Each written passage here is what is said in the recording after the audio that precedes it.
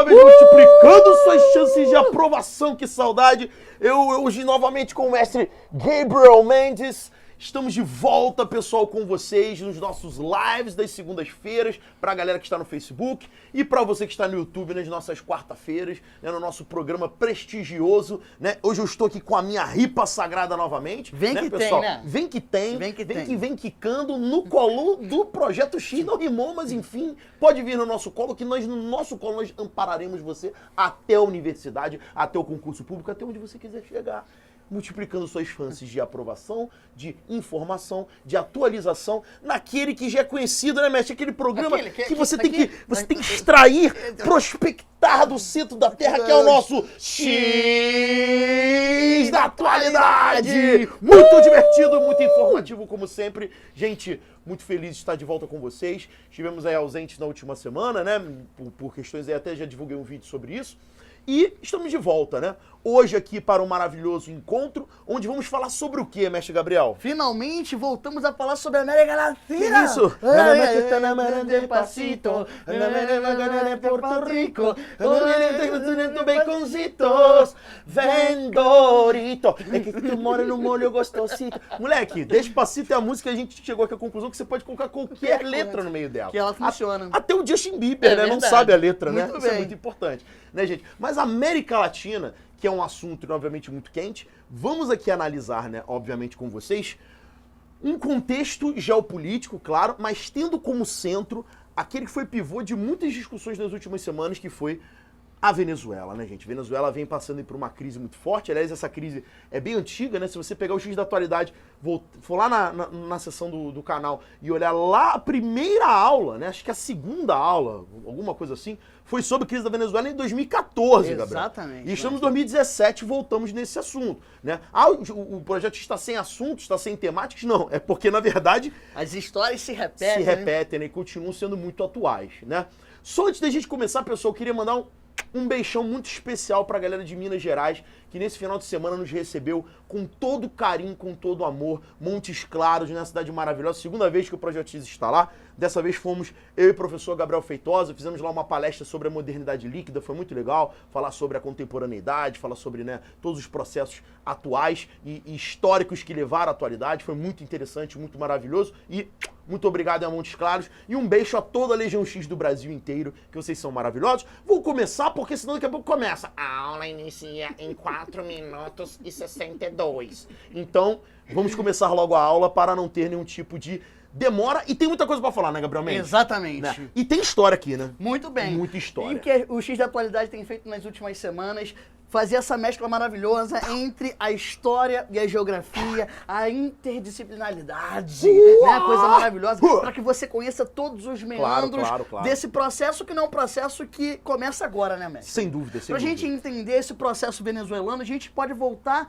no século XIX. Aí o aluno tá se perguntando, porque o aluno faz um monte de perguntas. É, O aluno, sim. Eles são questionadores. Eles são questionadores. Não, eles são vivos. Aí eles perguntam, mas professor, século XIX? Sim, porque a gente precisa entender um conceito que foi criado lá. Um conceito que é o conceito do bolivarianismo e o conceito do pan-americanismo, né? Na verdade, o conceito do pan-americanismo que depois o seu Hugo Rafael Chaves vai adotar dentro de uma concepção chamada de bolivarianismo. E é muito importante, né, Gabriel? Porque nesse momento esses conceitos são aí jogados na mídia de forma muito aleatória. E essa é a questão. Eu sou professor de geografia, mas a pessoa que não conhece história, ela não tem a mínima capacidade de discernir sobre nada que existe no mundo em que ela vive, né? É impossível, Exatamente. né? A história, ela é verdadeiramente o alicerce que nos permite chegar a conclusões, né? E num mundo onde a gente ouve aí, né, que Hitler é de esquerda, né, mestre? E que, né, que o Brasil é socialista, a gente precisa tomar muito cuidado, porque é óbvio que você tem direito a ter opinião. Opinião é uma coisa, pessoal. Agora, formular conceitos equivocados, isso é muito preocupante. Isso deve ser combatido por nós como cidadãos. Daí e aqui a gente vai tentar fazer isso, né? Exatamente. Daí a importância da gente reconstruir esses conceitos dentro dos seus contextos específicos. Vamos lá. Então, galera, pra Vamos gente entender o processo de independência da América Espanhola, mais especificamente o caso aqui da galera dessa região, Colômbia, Equador, é importante que a gente entenda que o grande líder desse movimento de independência da América Espanhola. Aproximadamente, a gente pode dividir o processo de independência da América Espanhola em duas etapas, o iniciozinho do século XIX e depois entre 1817 e 1826 aproximadamente, chamada Revolução Malograda e Revolução Vitoriosa. À frente desse movimento, ninguém mais, ninguém menos do que Simón Bolívar. Simón Bolívar, O que emprestou o seu conquistador. nome, né, mestre? Emprestou o seu Exatamente. nome para um conceito que é muito debatido. A gente vê vertentes políticas levianamente usando, né, fazendo uso do termo bolivarianismo, né? Exatamente. E a gente precisa entender o que é bolivarianismo, né, Pra mestre? gente entender o conceito de bolivarianismo, vamos entender o conceito de pan-americanismo. Muito bom. Formulada por Simón Bolívar. Simón Bolívar acreditava que dentro desse processo de construção de uma identidade nacional, na construção de um país, essas regiões que anteriormente estavam ligadas à Espanha só seriam fortes o suficiente, só fariam frente e criariam um obstáculo às intenções dos países europeus, lembrando lá do conceito, do contexto final do período napoleônico, Congresso de Viena, restauração monárquica, o desejo desses países europeus de recuperar as suas possessões coloniais. Simón Bolívar, nesse contexto, defende essa ideia do pan-americanismo. A ideia de que o povo, de que a população dessa região, da antiga América Espanhola, formassem uma grande nação. E que país seria esse, né? Seria um Exatamente. colosso econômico, né? Na verdade, né, se a gente pegar o exemplo que esses rapazes tinham, que o Simón Bolívar tinha, era um grande império aqui, um antigo império colonial, que se tornou um grande país, um Brasil, mas com características completamente Bem diferentes, né? E Então é a gente interessante isso, Gabriel. Até, assim, eu já viajei para alguns países da América do Sul, né? O básico, né? Uruguai, Argentina, não cheguei aí muito além disso, mas você percebe que esses países, eles conservam uma identidade de latinidade, Gabriel, que nós, brasileiros, não conservamos. Nós não nos referimos como latinos. E esses caras, eles têm essa postura mais latina, né? Isso talvez tenha a ver com essa proposta, né, E aí, historicamente falando, né? exatamente. E pra gente entender melhor, não só a própria identidade latina, mas as próprias identidades nacionais que vão surgindo aqui, a gente tem que entender esse processo, que foi um processo que foi conquistado, que alcançou o êxito através de guerras, de conflitos. Muito bom. Portanto, a gente entende a formação desses países justamente na formação de uma identidade nacional muito forte. Resultado, esse projeto do Bolívar, que a gente tem que colocar aqui, né? Era um projeto elitista, liberal, Muito baseado nos princípios do iluminismo, que detinha, obviamente, por objetivo final, a construção dessas elites oligárquicas, né, que a gente vai chamar posteriormente de caudilismo, que vão estabelecer exatamente centros de poder nessa região. Mas que eram elites nacionalistas, né, Gabriel? Exatamente. Ou seja, era elite, é um projeto de elite, importante ressaltar, né? Não era um projeto democrático, mas era nacionalista, né? Exatamente. Diferentemente do que nós vamos discutir depois, do hoje em dia, onde há, obviamente, uma conivência das elites latinas com os países que justamente exploram a região, né? Exatamente. Isso é uma coisa esquisita, né, de se analisar, porque né? esses grupos, eles defendiam causas particulares.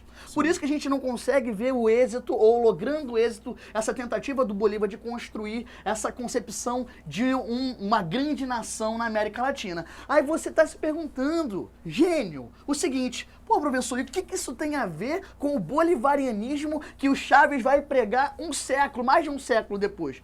Tudo, porque o Chávez vai justamente usar essa concepção da necessidade dos países da América Latina formarem uma aliança forte, justamente para evitar aí os mandos e desmandos de um outro, na visão do Chávez, um outro inimigo. Mas é bom abrir um parêntese aqui, né, mestre? Ó a ripa. Inimigo peronomútil, né? A gente sabe que peronomútil, dos maiores compradores dos produtos venezuelanos é justamente os Estados Unidos. É tipo filho adolescente, né? Eu odeio meu pai, Isso. mas como do teu feijão, né? Coisa assim, Exatamente. bem rebelde. Mas é interessante isso, né, Gabriel? Porque você tá falando de um contexto onde havia, né, um imperialismo, podemos dizer assim, das potências europeias, né? E percebemos mais recentemente uma mudança nesse cenário, né? Meio que a chavinha mudou, né? Ou seja, você tem agora uma nova potência que vai passar a exercer o mesmo tipo de exploração, de dominação, de interferência, né? Lembrando, pessoal, que o contexto é o seguinte: a gente vai começar a perceber o surgimento de governos mais populistas, de governos que pregam uma concepção da justiça social e de forte caráter nacionalista, justamente no período pós-ditadura militar. Um período extremamente influenciado pelos Estados Unidos. também. É só lembrar do famoso Plano Condor, né? Isso. Que vai ali ser um movimento generalizado que vai colocar essas ditaduras militares no poder. Aliança para o Latina. Progresso, né? Isso, Ou seja, exatamente. aquelas visões geopolíticas de tentar financiar governos altamente ditatoriais, mas que pudessem trazer o tom que Washington desejava para a América Latina, né? Exatamente. E a resposta, então, foi esse movimento, essa reação de grupos que eram minoritários, marginalizados, que agora vão se alçar ao poder. É o caso do próprio Chávez, é o caso do Evo Morales, na Bolívia, por exemplo, deixando um pouco aquela ideia, aquela concepção de uma elite branca, né? Muito bom. De origem hispânica, os famosos criollos que dominavam aquela região. Exatamente. Amigo, aqui a rifa canta forte. Onde que você tem esse grau de especificidade? É só no Projeto X, pelo amor de Deus, gente, tem que ficar ligado nesses detalhes, né? Então, é muito importante você viver essa ideia histórica, né? Você entender a concepção, o modelo de Estado que vai ser fomentado nessa região latino-americana. E temos que lembrar, né, pessoal, que dentro da perspectiva geopolítica, isso está em livros de relações internacionais, nos Estados Unidos, você tem o que chamam de estratégia da lagosta, onde os Estados Unidos se encaram como um cérebro de um continente, que seria mais ou menos como uma lagosta funciona. O cérebro, você teria uma cauda, que é aquela parte que a gente come, né, pessoal, com aquela manteiguinha, né, mais gordinha, robusta, que tem as reservas energéticas, as reservas necessárias para o funcionamento do cérebro, e dois tentáculozinhos, um tentáculozinho que morde para o Atlântico, um tentáculozinho que morde para o Pacífico. Ou seja, dentro dessa concepção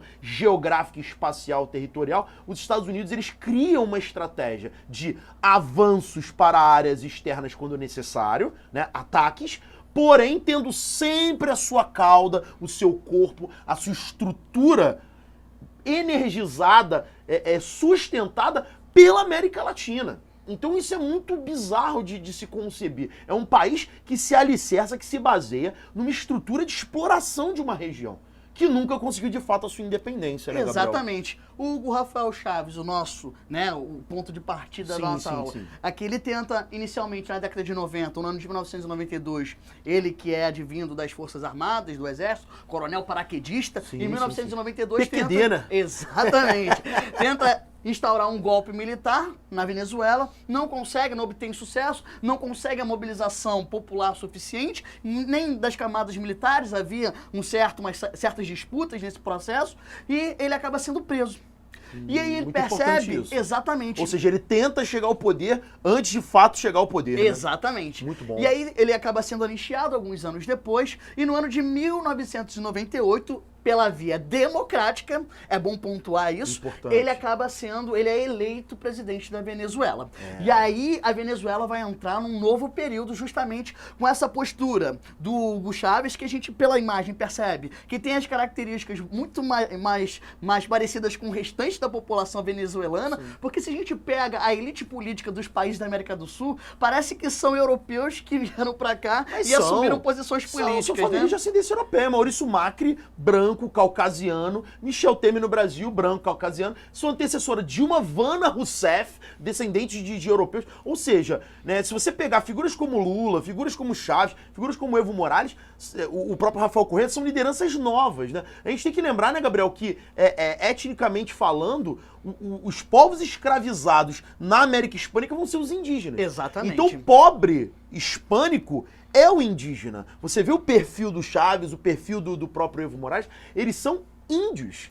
Assim como no Brasil, a camada pobre é dominada majoritariamente por negros, né? Já que a maioria da população escrava no passado era negra, né? Então a gente tem essa concepção de formação étnica dos estamentos sociais, né, das camadas sociais, muito clara, né, nesses países, nessa diferença, né? E aí, um fator positivo que ajuda o Chávez, que assume em 1998 pela via democrática, é justamente que o que vai permitir que todos os projetos políticos dele sejam colocados em marcha é justamente o petróleo, né, mestre? Muito bom. Aí o senhor pode falar até melhor do que eu, né? Porque essa é uma região altamente privilegiada neste hidrocarboneto tão disputado, né, pessoal? O petróleo, ele se apresenta nessa regiãozinha aqui no norte da Venezuela, na chamada Bacia de Orinoco, que é hoje estimada a maior reserva de petróleo do mundo. Então a gente percebe uma questão importante, né? É claro que eu não gosto de puxar o assunto petróleo, porque o aluno do outro lado vai falar, então é tudo por petróleo. Pelo amor de Deus, não fale uma bobagem dessa. Não é tudo por petróleo. Mas o petróleo é um elemento que, obviamente, torna a Venezuela um país mais importante, estrategicamente falando. Por quê? Tendo uma reserva de petróleo do mundo, numa região, Gabriel, onde as lideranças se antagonizam, ou seja, se colocam como resistência à dominação dos Estados Unidos, isso obviamente gera uma repercussão contrária. Você né? tem uma moeda aí de negociação bastante desejada e que te permite ter uma certa fluidez, que se a sua economia não fosse, né, dependente desse, se você não tivesse esse produto para exportar, talvez você não tivesse essa grandiosidade de organização. E aí vem o ponto da ideia do bolivarianismo, né? Muito bom. Que o nosso amigo, o neossocialismo, como eu gosto, né, o neossocialismo latino, que é um termo muito ruim, né? Muito difícil ruim. da gente absorver, mas que utilizam para falar sobre o bolivarianismo. Sim. Fato é que, meu amigo, o ganho permitido através do petróleo faz com que o nosso amigo Hugo Chávez consiga colocar em marcha um projeto político, econômico e social bastante significativo. Até porque nessa época o petróleo estava em alta valorização, no final dos anos 90 e nos anos 2000, o barril do petróleo passava de $100. Então esse cara, ele era contestado, né, Gabriel? Mas ele tinha muito dinheiro para colocar em prática as suas ideias, né? E isso, obviamente, deu a ele uma popularidade muito grande no país, né? Se você pegar dados do FMI, porque o aluno acha que a gente inventa esses dados, tá? Porque dados vai falar, do FMI. né, porque vocês pegam dos sites do PT. Então, dados do FMI para ser uma coisa mais Fundo concreta. Monetário Internacional. Isso, sediado em Washington, exatamente. Né? Importante. Em termos de diminuição quantitativa da pobreza, do analfabetismo, enfim, do desemprego de 11% para 8%, né? Que é a renda per capita que passa de 3 mil para 11 mil por ano. Então a gente começa a perceber que, de fato, o petróleo e as práticas sociais advindas, as políticas adotadas, permitem uma diminuição da desigualdade social. Claro. Cara, isso é dado. É dado, é fato. dado, isso é fato. Assim como no Brasil, nessa mesma época, 30 milhões de pessoas vão sair da pobreza. Não à toa, em 2006, lá na Bolívia, o Evo Morales também. Ele acaba sendo eleito justamente nessa onda. Nessa atmosfera, ou seja, existiu uma atmosfera de movimentos sociais ganhando força, com dinheiro, porque foi uma época de prosperidade econômica, há que se ressaltar isso, né? E isso despertando, né, Gabriel, uma onda, né, de governos mais opositores ao Washington. A grande característica do governo do Chávez é que nós temos um Estado largo, como você gosta bastante de falar. E esse Estado largo faz com que... E esse Estado do largo faz com que o Hugo Chávez tenha um controle muito grande, por exemplo, das mídias, das redes de comunicação. Nós temos a Petrobras venezuelana, que é a PDVSA, exatamente, né? Que permite ali altos graus de investimento, né? Uma arrecadação vultuosa que permite grau de investimento, que permite que o Chávez consiga centralizar as decisões. Resultado, a própria oposição na Venezuela, que nunca deixou de existir, sempre existiu. Sim, sem dúvida. Obviamente que durante o governo do Chávez, de 98 a 2012, não tinha tanta participação, não tinha uma voz tão ativa, porque o Chávez era uma figura extremamente carismática que concentrava ali, concatenar esses problemas. Lembrando que durante o governo do Chávez, a oposição abdicou de participar. Ou seja, era uma participação ilusória. Por 5 anos, né, exatamente, exatamente. Sendo assim, o que a gente vai perceber? O Chávez ganhando uma projeção e não tendo nenhum obstáculo. E governos largos não são muito queridos por partidos liberais, por segmentos liberais. E claro, né, como esses grupos liberais são mais relacionados à mídia, às elites e aos interesses estadunidenses, é óbvio, né? Você vai ter uma oposição muito forte, né, nesses governos, né, largos, como a gente está mencionando. Mas vamos dar uma paradinha agora pro break pra gente poder continuar a falar sobre isso. Essa aula que está muito bombástica, está fenomenal, e você aí do outro lado já vai preparando suas perguntas, porque aqui no X da Atualidade a gente atende ao que você pede. Um beijo! Despacito, quiero respirar tu cuello despacito, deja que te diga cosas al oído, para que te acuerdes si no estás conmigo. Despacito. Larga o Netflix, larga o Snapchat, vem pra cá que a tela quente de verdade é no Projeto X. E meu amigo, que isso aí? Lancei bordão agora. Meu irmão, vamos aqui então continuar essa aula maravilhosa, falando sobre a crise na Venezuela, e nós estávamos no ponto, Gabriel, falando justamente sobre as condições que permitiram Hugo Chávez a ascender a um poder economicamente falando, né, a questão do petróleo, e que uma série de lideranças vão surgir aqui. Nessa época, pessoal, o jornal Le Monde da França, ele cunhou um termo chamado Onda Rosa, que fazia alusão a um termo que se usava lá na época da Guerra Fria, né, que era a onda vermelha, né, onde supostamente os países começaram a ser dominados pelo socialismo, uma expansão socialista. A onda rosa não seria bem a onda vermelha, era a onda rosé, né, coisa assim mais, né, suavezinha, que tinha essa tendência mais à esquerda, né, e que o Gabriel até pode desconstruir essa ideia, né, porque muitos falam, são países socialistas. Não, na verdade são países que têm características socialistas que ele pode até analisar, mas entendendo que Brasil, um ex-sindicalista operário, Lula, vai ser eleito presidente. Venezuela, Hugo Chávez, representante das bases populares, presidente. Aí você vai ter Rafael Correa, eleito no Equador, partidário da esquerda. Bolívia, Evo Morales, 2006, também eleito presidente. No Uruguai, você já tinha o Tabaré Vázquez, depois vai ter a eleição do José Mujica, né? Beijão pra Mujica, né? Lenda viva, que também vai ser presidente. Aí você vai ter na Argentina a Kirchner, com aquele kirchnerismo meio toscão, mas que tem uma certa oposição. No Chile, Michelle Bachelet, também com uma postura mais à esquerda. E na Nicarágua, temos, né, o Daniel Ortega, que tinha sido presidente nos anos 80 e que retorna nos anos 2000 como presidente da Nicarágua. Gabriel, haja esquerda nessa América Latina que os Estados Unidos consideram o seu corpo. E para piorar... Washington vai tremer. Exatamente. E para piorar a situação, para que esse conceito do bolivarianismo que a gente trabalhou lá no primeiro bloco fique claro, a Venezuela, nesse momento, no governo do nosso amigo Chávez, vai se aproximar justamente de quem? De Cuba, e eu não mencionei Cuba, que falha, né? Que é o expoente, né? A 100 milhas da Flórida, os caras implantaram uma ilha socialista durante a Guerra Fria. Exatamente. E que sempre foram uma espécie de bastião desse sentimento anti-estadunidense. E quando você começa a ter uma propagação de ideias tão resistentes nos Estados Unidos, o Washington treme. Sobretudo quando Chávez se refere a Cuba como o seu grande, né, o seu grande símbolo, né? Exatamente. Há duas imagens que remetem muito o governo do Chávez. É a imagem do Simão Bolívar. Todos os discursos, você pega os discursos ao vivo do Chávez, sempre a imagem de Bolívar, nesse caráter nacionalista, Sim. E a imagem de Fidel, como ali um conselheiro, Sim. praticamente, do seu governo, Sim, sim. né, um aliado próximo do nosso amigo Hugo Chávez, e que vai servir ali como uma referência nesses planos, principalmente de caráter social. E, amigo, aí a oposição venezuelana vai começar a cada vez mais se incomodar. No entanto, se incomodar com o Chávez é um problema por ser uma figura extremamente carismática. Ou seja, a população não dava muito ouvido, né, a essa oposição nessa época. Tanto é, né? meus amigos, que quando é que a gente percebe que essa oposição começa a ganhar mais destaque? Quando o Chávez fica doente. Quando ele se ausenta, vai pra onde? Ó, ripa. E pra onde que o Chávez vai pra poder se tratar? Para Cuba.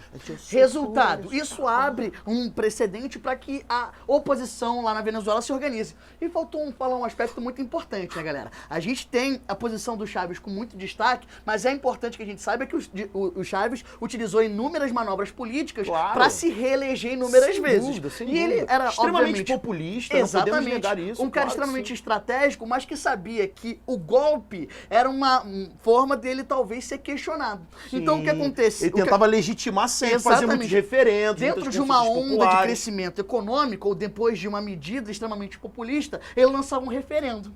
E aí, ele, obviamente, meses, semanas antes... As pessoas felizes com aquela mudança vão ser favoráveis. Vai falar, tá vendo? Ele sempre... Ele tinha uma assinatura embaixo da sociedade após as medidas que, na verdade, lhe davam mais projeção política. Aí você vai falar, isso é errado?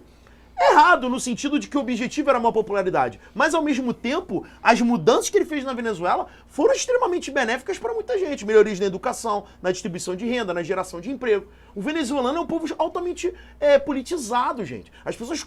Você tem bancas na rua que vendem miniaturas da Constituição por centavos. Todos têm Constituição nas suas bolsas. Você, do outro lado, tem a Constituição na bolsa? Nem eu tenho. Eles são muito mais politizados do que nós supomos. Porque essa ideia de que as pessoas elas são alienadas...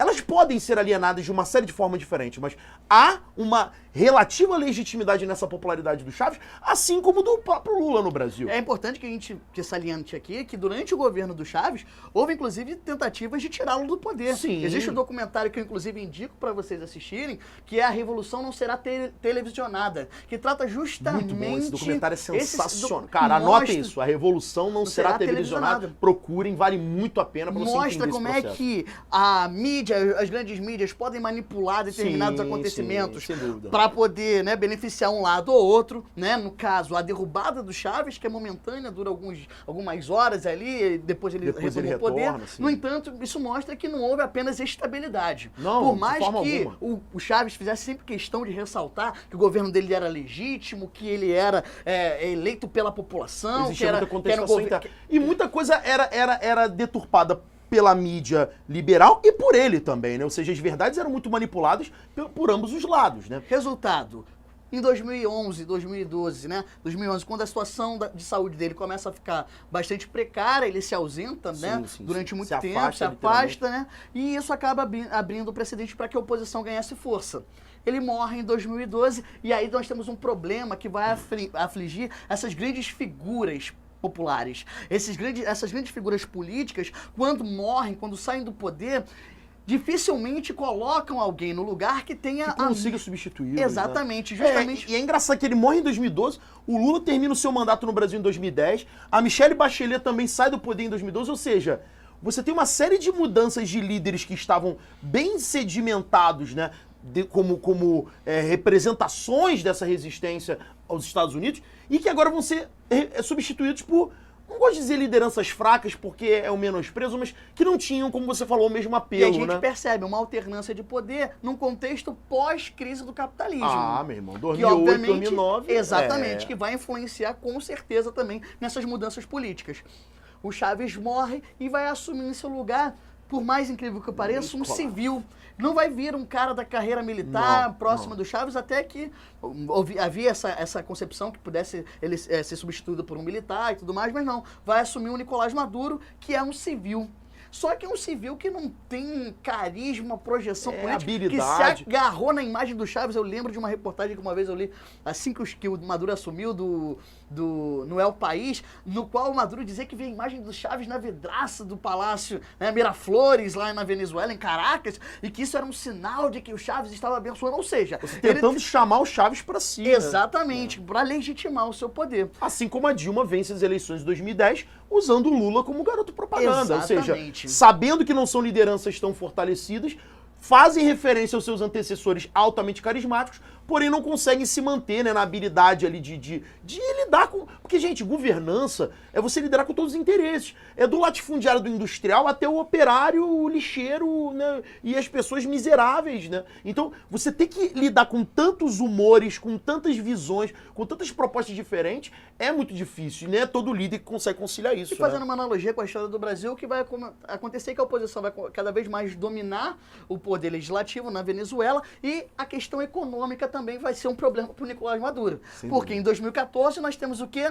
Crise do petróleo. Crise do petróleo, E porque, uma crise... pessoal, só para lembrar rapidamente, antes do Gabriel continuar, os Estados Unidos descobrem, né, a maior reserva de xisto bituminoso no mundo, né, isso já tinha sido descoberto anteriormente, só que a partir de 2014 vai haver uma plena produção de derivados do petróleo a partir do xisto. Ou seja, os Estados Unidos, que já chegaram a demandar só da Arábia Saudita 13 milhões de barris de petróleo por dia, de uma hora para outra falam para o pessoal assim, mercado mundial, tô satisfeito. Não quero mais tanto petróleo assim. Vou usar a minha produção interna. E o barril do petróleo que ficava acima dos $100 vai cair para uma casa dramática de menos de $50. Exatamente. E isso vai abalar os países que são dependentes da produção do petróleo. Leia-se Venezuela, leia-se Brasil. Claro que o Brasil menos, né, dependente. A Venezuela muito mais.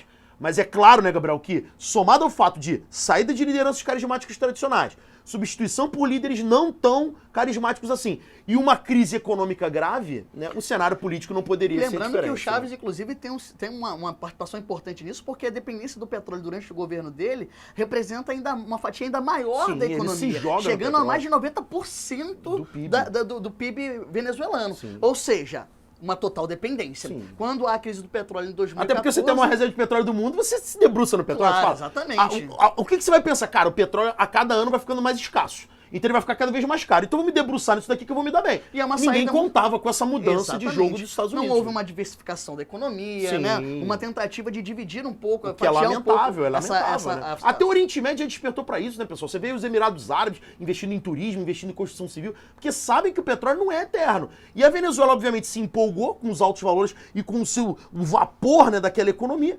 E no momento de crise grave, né, afundou, né? Crise econômica num governo questionado, Qual vai ser o resultado disso? Rock and roll, né? Uma crise institucional. Sem dúvida. Que o Maduro vem lidando desde 2014 com muitos problemas, né? Muitos problemas. O que vai resultar nesse ano que nós estamos aqui, no ano de 2017, no auge dessa crise. Lembrando que nós temos, num contexto, uma ascensão, mais uma vez, de governos mais conservadores, neoliberais.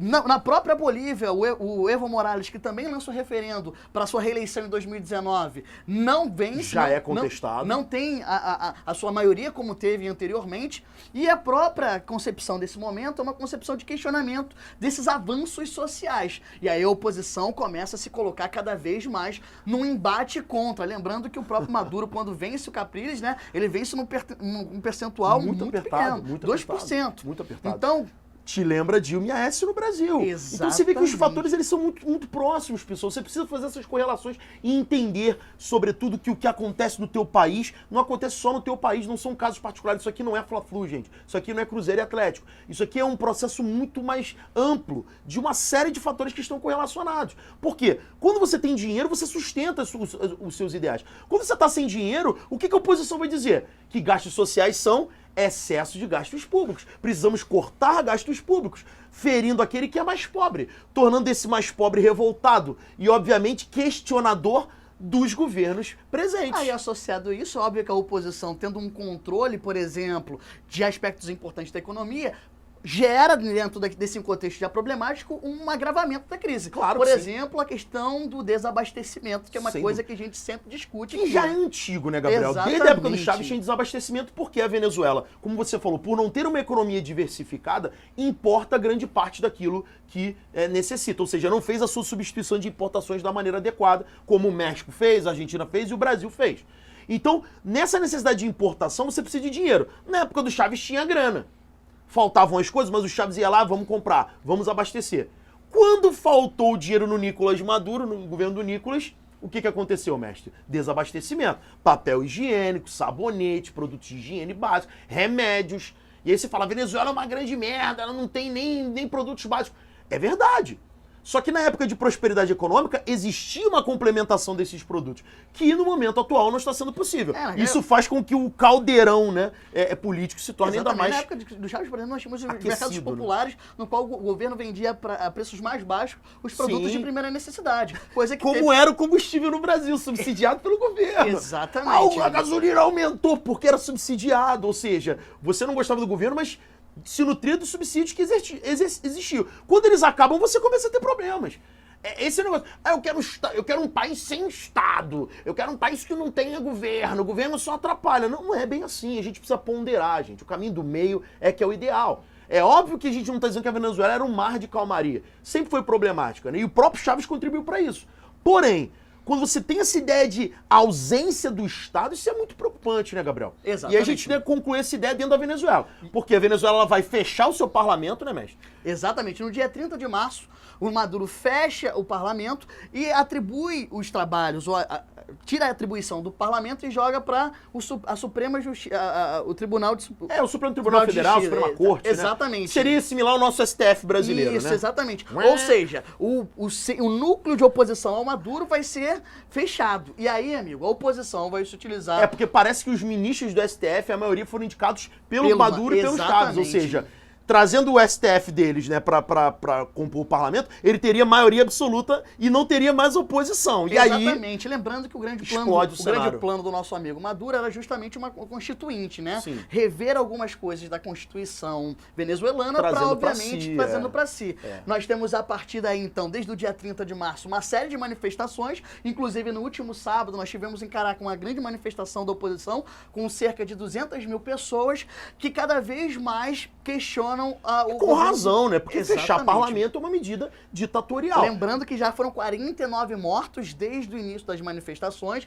Ali a oposição chama esse grande movimento de Somos Milhões e que questiona ali, né, a manutenção do nosso Nicolás Maduro no poder e exige eleições, né? Exige mudanças dentro da política venezuelana. Dentro disso, o caldeirão internacional começa a transbordar, você vai ter uma ruptura com a EA em abril, onde a Organização dos Estados Americanos, né, vai ter uma ruptura de relações com a Venezuela. A Venezuela sai desse grupo, que é um grupo diplomático, é um grupo de negociações estratégicas regionais, ou seja, já demonstra toda uma insatisfação também externa com esse cenário da própria Venezuela. Países de oposição aos Estados Unidos, né, vão se afastar da própria Venezuela, como o caso da Nicarágua, que vai fechar ali o seu consulado, né, a sua embaixada, né? Vai se retirar, ou seja, vai se afastar. Ou seja, demonstra que a Venezuela fica cada vez mais isolada, até em relação a antigos afetos, né? Antigos, né, parceiros, né? Exatamente. Lembrando que na quinta-feira passada também tivemos um encontro entre Donald Trump e Juan Manuel Santos, presidente colombiano, no qual eles tiraram parte do discurso deles, da entrevista deles, justamente para falar do problema da Venezuela, né? Do problema que a população venezuelana passa. E, obviamente, isso para justamente jogar ainda mais lenha na fogueira, naquele caldeirão chamado Venezuela, né? E aí, meu irmão, olha aqui, ó, Colômbia, Venezuela, Brasil. Já tem 7 bases militares americanas na Colômbia desde o Plano Colômbia em 2000, para combater tráfico de drogas, que nada foi combatido, porém as bases estão lá. Venezuela como caldeirão político que o Trump já está querendo, já fazendo um xizinho. E o que tem aqui nessa fronteira? O que tem aqui, gente? Você sabe o que tem aqui? Aquífero? O aquífero Alter do Chão, que tem apenas 89 trilhões de metros cúbicos de água. Ele é capaz de abastecer o planeta Terra por 3.500 anos. Tiago, o que você está falando? Vai ter uma guerra? Gente, a gente vai ter que fazer uma outra aula sobre isso. Mas uma questão é importante, os Estados Unidos não dão um ponto sem nó. E a crise da Venezuela, se puder estrategicamente trazer mais ocupação militar para essa região, é altamente interessante para os Estados Unidos e altamente preocupante para o Brasil, que tem 15 mil quilômetros de fronteiras terrestres e praticamente despovoadas. E é então, importante bem preocupante. pra gente fechar, que é uma questão que com certeza vai aparecer aí pra gente responder, que é justamente a questão da chegada de muitos venezuelanos fugindo ou saindo dessa condição. Claro, começa a ter saída, né? Uma crise, o Brasil é referência econômica, os caras começam a buscar o Brasil, assim como os bolivianos buscam o Brasil, os haitianos buscam o Brasil é uma referência em termos regionais, né? Então é uma questão que suscita muitas repercussões ainda a ser analisadas, né, pessoal? Longe de nós querer fazer essa aula definitiva, mas é uma aula pra gente analisar esse cenário, fazer você entender um pouco melhor esse contexto que você lê no jornal, né? E futuramente, sendo necessário, a gente volta. Até porque tem pano pra manga aqui pra muito tempo, né? Como diz o opositor Henrique Capriles, né? A manifestação que já dura 52 dias pode durar até 1000. Ripa na chulipa! Galera, muito obrigado a vocês pela presença maravilhosa. Vocês abrilhantam o Projeto X. O X da Atualidade está sendo um sucesso em 2017. Graças a vocês, um beijão e até a próxima. Valeu! Valeu!